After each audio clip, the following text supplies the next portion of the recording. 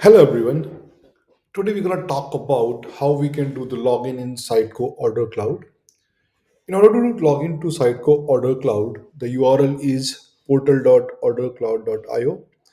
The moment you hit this URL, the portal.ordercloud.io, it gets you redirected to the login page. In order to do login page, we have multiple choices over here. The first thing first, we can do sign up for free, where we can log in with our custom email. At the same time, it allows you to do the login by using GitHub and Google by using single sign on. For now, I will do a single sign on with Google. Whenever I go here, it gives me the option to choose one of the email ID which I can use. I'm using my personal email ID for now, and that takes me to the dashboard of Sitecore Order Cloud. We'll talk further in the next session. Thank you.